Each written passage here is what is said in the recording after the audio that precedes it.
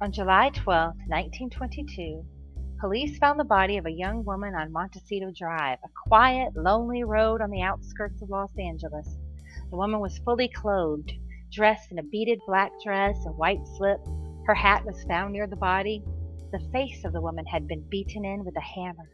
Police counted 50 blows. The officer on the scene remarked that it looked as if she had been mauled by a tiger. The very next day, a handsome, golden-haired man walked into a Los Angeles police station, declaring that he could identify that slain young woman and her killer. For the next few hours, Armour Phillips recounted how the prior day his wife Clara Phillips came in covered in blood and bragging with pride, "I've killed the one you love best." She told him that she knew he had been seeing the 20-year-old widow by the name of Alberta Meadows. She told him she lured Alberta down a dirt road, pretending to need a ride to her sister's house, and there she fought Alberta and beat her to death with a hammer.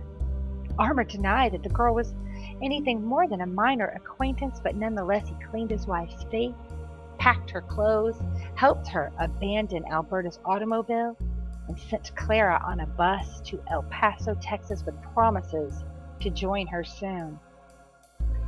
Instead of joining her, however, Armour Phillips walked the streets all evening, reading newspapers about the unidentified body. In the morning, he called his lawyer, who advised him to go to the police immediately. Armour was later criticized, both for ratting out his wife and taking his time in reporting what he was told from Clara. But he explained to the press, "Do they realize what it means when the person you love best in the world is in trouble and you have to decide what to do? I had to find out what actually happened. Oh, when she came home, she was the craziest woman I'd ever seen. I had to gain time to think. My own mind was unbalanced." This was not to be the only version of the story. Enter former showgirl Peggy Caffey. Shortly after the news reported Phillips' visit to the station, Peggy came to the LAPD with her own admission that she had been with Clara during the murder and she had seen everything. Peggy and Clara Phillips had been showgirls together, chorus girls in the Follies. They'd only run into each other a week prior to Alberta's murder, after not seeing one another for a very long time. Clara invited Peggy out for lunch and shopping to catch up. There, Clara confided in Peggy that she had been hearing rumors that her husband Armour was seeing a girl by the name of Alberta. She told Peggy that she believed those rumors because Armour would no longer let her touch him, and he was away on business far too often. Peggy said she advised Clara to ask her husband directly, which Clara said that she had done, and that he would not admit to it. By Peggy's account, the two women went out to lunch. They bought some clothing, such as slippers, and Clara went to a five-and-dime general store where she came back with a hammer.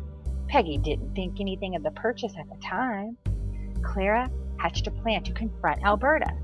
According to Peggy, Clara asked, "Peggy, would you mind coming along with me? I want to see that girl they say is going out with my husband. I want to find out what she has to say for herself." They looked for Alberta the next day, but she wasn't at home. They agreed to go out and talk to her the next day. But Clara had another confession. Clara said that she couldn't go home that night because Armour was a bit angry with her. Someone had told him she was seen kissing a stage manager, which she denied, but she wanted to wait until he cooled down a little. So that night, she stayed with Peggy and her husband. Peggy and Clara do indeed find Alberta leaving her home in her car the following day. Clara flags down Alberta and asks, "Oh, Alberta, would you mind taking me out home? You're going my way. Oh, and the streetcars are so crowded, I hate to ride in them." Peggy, Clara, and Armour all mostly tell the same story up until this point. In Armour's initial report to the police, he said that Alberta Meadows had been out shopping with his wife before Clara requested the ride. But, by all accounts, Alberta agreed to give Clara and Peggy a ride home. She believed she was taking them to Clara's sister's house. According to Peggy, they made pleasant small talk with Alberta. Alberta said she missed her husband. He'd only been dead 6 or 7 months. And she also told him she'd gotten bigger tires put on her car. Mention of the tires triggered Clara, who said, "Let's stop, Alberta. I'm going to step out. Can I talk to you a minute?" Clara disputed this, claiming that it was actually Peggy's idea that she should stop Alberta there and confront her. The two women exit the car to talk. Clara asked, "Alberta, my husband bought those tires for you, didn't he?" Alberta practically screams, "No! Why, no, I purchased them myself!" Peggy then says she anticipated a fight and stepped out of the car to try to talk the women down. Clara continued interrogating Alberta. "And he also bought you a wristwatch." "No, Mrs. Phillips," Alberta protested. "I purchased that myself. I had the bill of sale." It was at that time, according to Peggy, Clara pulled the hammer from under her cape and hit Alberta with the hammer. Alberta's hat tumbled off and she began running away. Peggy screamed, "Clara, for God's sake, don't do that!" as Clara chased Alberta down the hill. When Peggy reached the bottom of the hill where they were, they seemed to be leaning on each other, no longer fighting. It almost looked like they were hugging. She thought maybe they were making up, and she walked back to the car and she stood by it to wait for them. But then she heard Clara yelling, "Don't you lie to me, Alberta! You certainly have gone out with my husband." Clara struck her with the hammer again. Alberta tried to flee and called to Peggy, "Oh, save me, lady, save me!" Peggy said she started to run to them and made a move to take the weapon from Clara. But Clara shouted, "Get out of my way or I will kill you!" Clara and Alberta were covered in blood as blow after blow hit Alberta's face. Peggy says she hid and shouted, "Help! Help, Clara! Don't do it!" Peggy claimed then that she fainted against a wall, and even when she came to, she couldn't get to her feet for some time. "Oh, this is the part where she kills the witness," Peggy thought. But instead, Clara honked the horn of Alberta's car and said, "Get in, and if you say anything about this, I will kill you." In the car, by Peggy's account, she asked Clara, "Don't you feel awfully guilty after doing such a thing?" Clara is said to have remarked, "No, and I could do it again to anybody who takes my husband from me." Peggy says she cleaned up her friend's face and then gave Clara her clean gloves to cover her bloody hands. And then Clara threw her rings into Alberta's purse, which was still in the back seat. As they pulled up to Peggy's apartment, Clara warned, "Don't tell anybody about this, not even your husband. Remember, you're in this as much as I am." Peggy claimed she was too afraid of Clara to tell the police. In court, she said she didn't tell at first because her husband was trying to get a new job in the oil industry, and she was afraid that being a witness to a crime would look very bad for him. During police inquest, it was noted that Peggy had a black eye that was poorly concealed by makeup. She told officers she'd been in an automobile accident, but police were not confident in her explanation. Police had heard the gruesome story from Mr. Phillips and from Peggy, but the alleged culprit of Alberta Meadows' murder was on the lam. When press got wind of this crime of passion story, the hunt for the beautiful showgirl Clara Phillips went national. Everyone wanted to find Clara and to hear the story from her lips. They have dubbed her many names: the Stone-Aged Killer, the Hammer Murderess, and most popularly, the Tiger Woman. Rumors and theories about the Tiger Woman appeared in every newspaper. One newspaper article declared that the Tiger Woman, Clara Phillips, had Native American blood, and that was what made her so cold and savage. They said they could tell by her high cheekbones. At last, they located Clara in Tucson, Arizona, under the fake name Clara McGuire. At first, she vehemently denied that she was the woman that was wanted. But then they found papers in her suitcase that had her real name and revealed her true identity. At last, she had to own up to being the Clara Phillips. When the Tucson sheriff said to Clara, "Well, we may now leave for Los Angeles," she sarcastically said, "Tickled to death." Before trial, Clara's defense attorneys tried to get doctors to claim that she was insane, but no psychologist found mental illness. Dr. Louis Weber explained, "My reasons for believing Mrs. Phillips sane are based on the assumption that she admonished Peggy Caffey following the crime not to tell anyone. That indicates that Clara Phillips knew the difference between right and wrong." Since grounds of insanity could not be used, Clara's defense attorneys began to say that Clara was not guilty based on the unwritten law. This defense basically pleads that a person had to kill to protect their honor or their family's honor, and it was being thoroughly used and abused as an excuse to kill unfaithful partners or their paramours in the 1900s and early 1920s. In fact, by 1923, when Clara was to be on trial, juries were very much over the unwritten law appeal. Armour was now claiming that he had been about to run away with Alberta Meadows, and it was Clara's love for him that made her commit these crimes. With the waning popularity of the unwritten laws and courts, though, Clara's defense team ultimately decided on a different tactic. On October 20th, Clara's trial begins. Clara had quite a different story to tell than Peggy Cathy. She confirmed that she did indeed take Alberta to the countryside that fateful day, but only with intention to talk. She questioned Alberta about items she believed her husband had purchased for her, just as Peggy had reported, and Alberta denied it. However, in Clara's version of the event, she and Alberta began to fistfight. After Alberta ultimately admitted to sleeping with Mr. Phillips, she said, "She had my little finger and she was bending it, trying to break it. Oh, my whole life was taken out of me. I had no strength. I screamed for Peggy, and she struck her with the hammer." She said that Peggy also said, "Are you going to let her get away with that?" Clara swore that the real killer of Alberta Meadows was Peggy Cathy.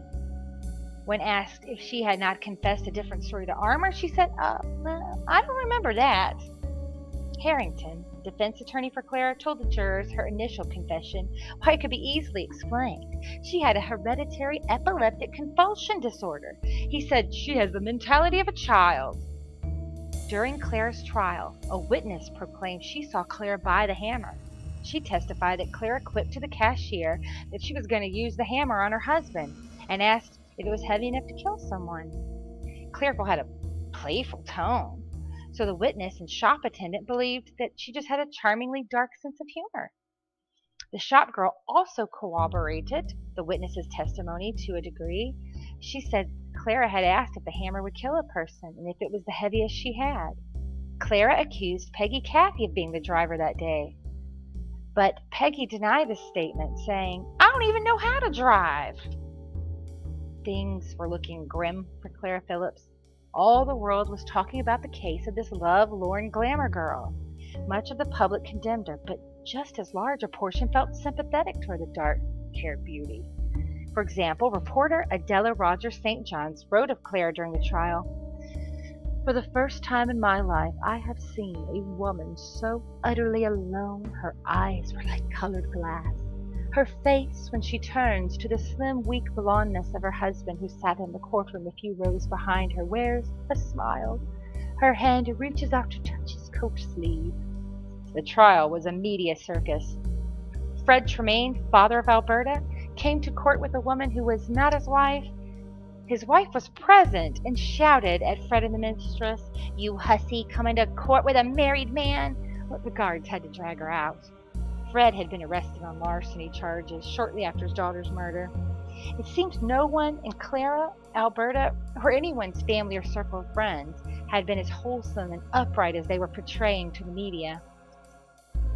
In fact, two gentlemen appeared in court. Gentry and Lester took the stand to declare that before the murder, they had been partying and drinking in an apartment. Clara and Peggy, a fact that both of these married women neglected to mention in their accounts of the day. The men drove the inebriated women back to Los Angeles later. This was proving to be one of the most exciting trial proceedings Los Angeles had ever seen. The streets were filled with reporters and spectators crowding the courthouse steps to hear tidbits of the proceedings. And on November 27th, Clara was found guilty. She was sentenced to 10 years to life in prison. 3 women on the jury had wanted her hanged, but other jury members pitied Mrs. Phillips. She had lost her trial, but she had won the interest and even affection of some newspaper readers around the world. One young lady in Los Angeles was taken to court on a traffic charge. She was given the option to pay $15 or take a few days in jail. The young woman stated she wanted to go to jail to see Clara Phillips. After trial, Clara still maintained that Peggy had been the real killer. "If Peggy lives to be 100, she will always suffer for the sin she has committed for lying about me on the witness stand," Clara said. In an issue of the Los Angeles Examiner, Clara told her life story. She said that as a child she had been kidnapped by a fortune teller, and that she had been held by this fortune teller for some time until she finally summoned the courage to ask a neighbor for help. Upon being returned to her family, she met Armour at a party when she was a mere 13 years old, and they began dating. They married 3 years later. Some reports say that Armour was actually her second husband. Armour says they married when she was 14 and divorced and remarried for an hour. So he was technically her second husband. She enjoyed some success as a dancer and a bathing suit model before her husband's alleged dalliance occurred. But Clara's tale was not to end there. On December 5th at 2 a.m., a jail matron where Clara was being held in her cell saw that the famed murderer was missing. The jail claimed that Miss Phillips had taken ill or claimed to that evening and gone to her cell early, where she sawed through the bars of her cell and fled via the external fire escape stairs. Mrs. Phillips claimed that she had been sawing right under their noses the whole time.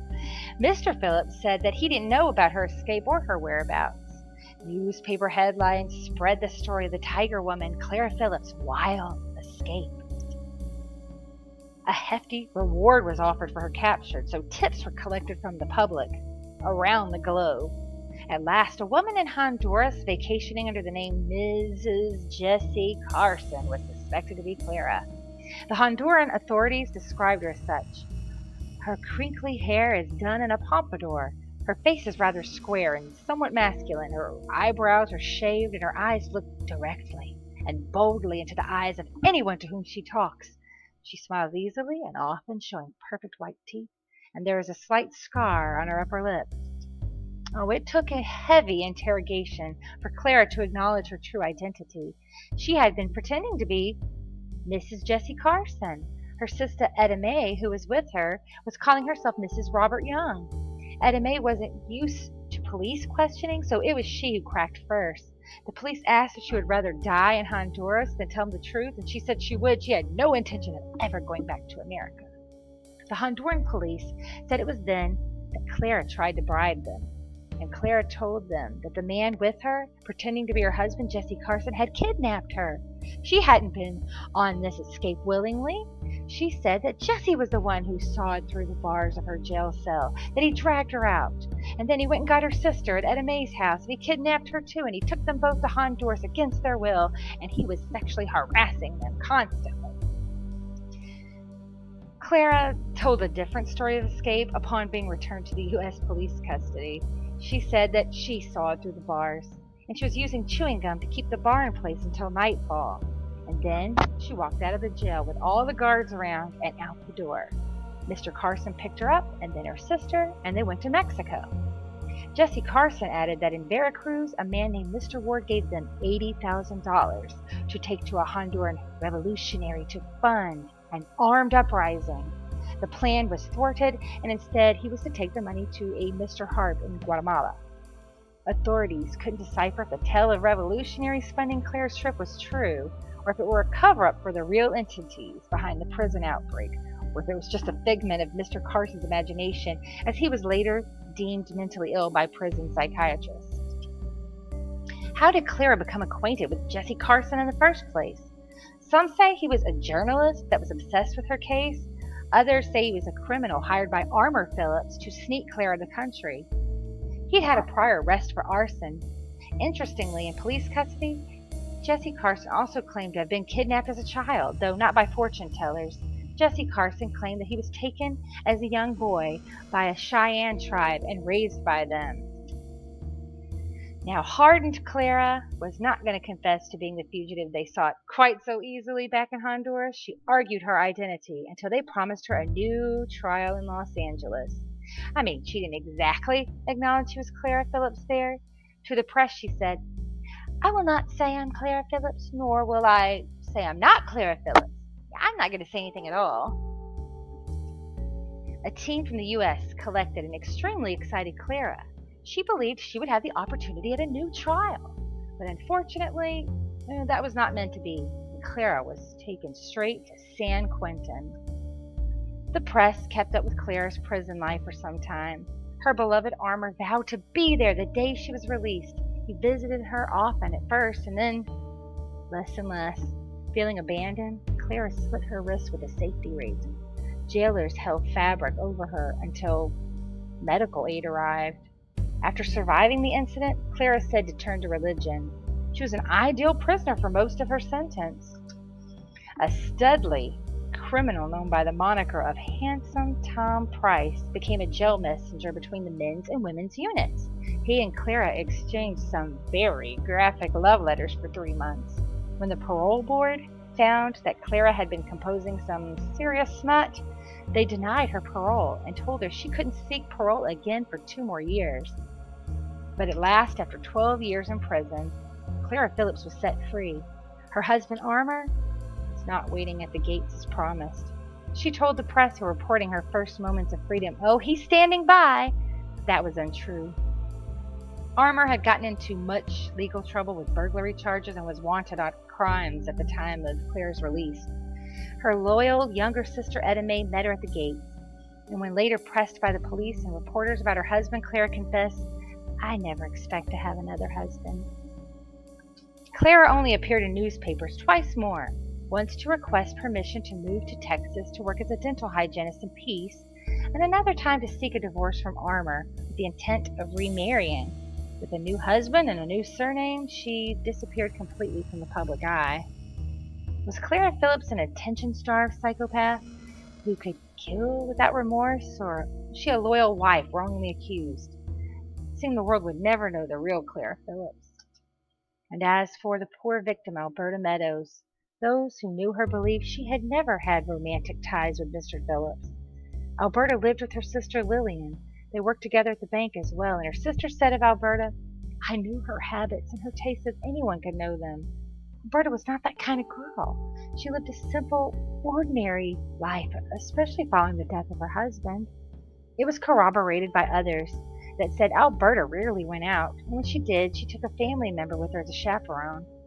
On 3 of these minor outings, Lillian and Alberta saw the Phillipses and spoke to them just as mutual friends, but those were their only encounters with the Phillipses.